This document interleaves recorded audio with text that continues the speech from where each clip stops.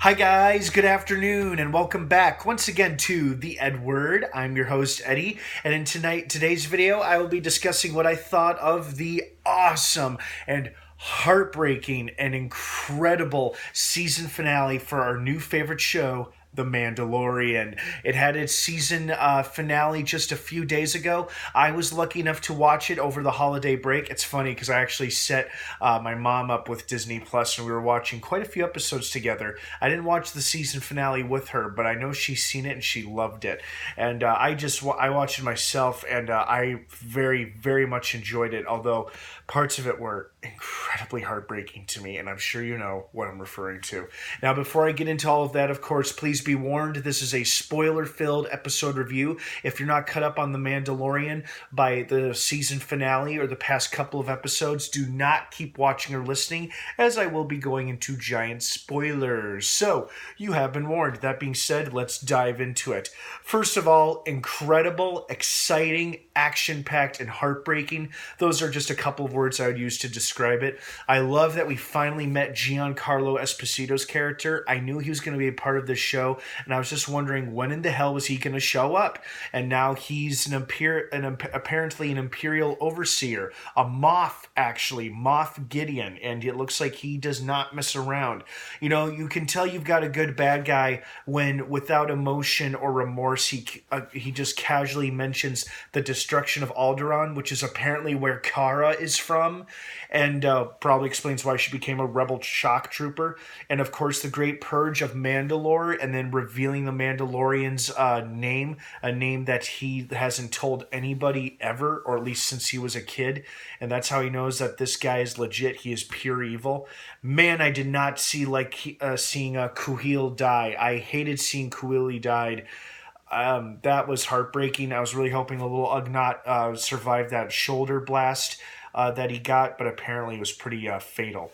I did, however, enjoy, this was the most scout trooper or stormtrooper scene that we got for the first time in a long time, probably going back to like A New Hope when Obi-Wan Kenobi is deactivating the what is that? Not the shield, but the thing that's holding the ship, the gravity beam or something. And he hears those two stormtroopers having a conversation about a drill or something like that. Now these two troopers were having a conversation about Baby Yoda, and it was awesome. Like, we got to see some characters who are normally these nameless, faceless, can't hit for shit nobodies, got to have like a conversation, just, you know, talking like normal guys would normally talk, you know, except under these circumstances. IG-11, hated seeing him die, but he did go out honorably like a badass, and that was pretty awesome. A lot of people thought he might have reverted back to his old ways, and he's the one who killed Kuil. I'm saying that name wrong. If I am, I'm sorry. But it turns out he was the one who actually was always looking out for Baby Yoda and his best interests. And I loved the little makeshift commando unit, the Mandalorian, Grief Karga, his boss, Cara Dune, and IG-11 became while escaping Moff Gideon and his death troopers and stormtroopers. That was awesome. I love seeing them work together as a cohesive little unit and a team. I didn't like that the Mandalorian left those two behind on that world alone. IG-11 is dead, Kuili is dead, but at least Baby Yoda is okay, and the other two are okay as well. I knew Moff Gideon wasn't dead. I'm like, no, they're not going to kill their new big bad like that at the end of the first season. No, of course not.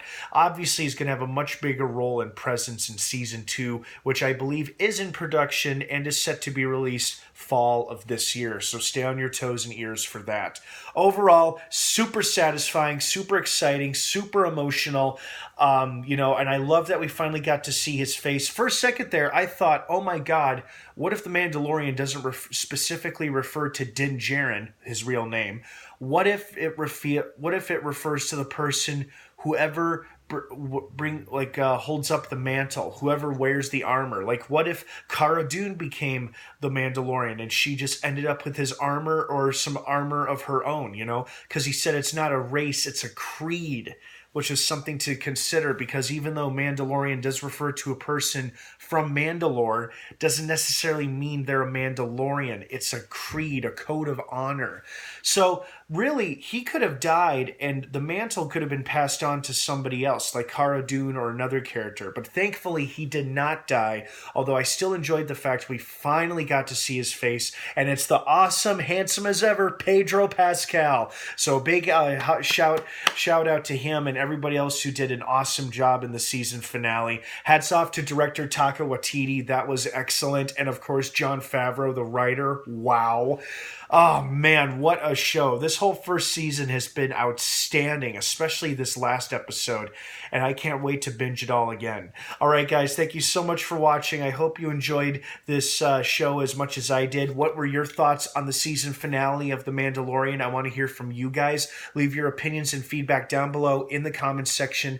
Thank you so much for watching. Stay tuned and subscribe to this channel for further updates on this show, specifically regarding its Season 2 release, which we have not heard about yet. All right, guys, have a great rest of the day. Thanks for watching. And of course, until next time, may the Force be with you.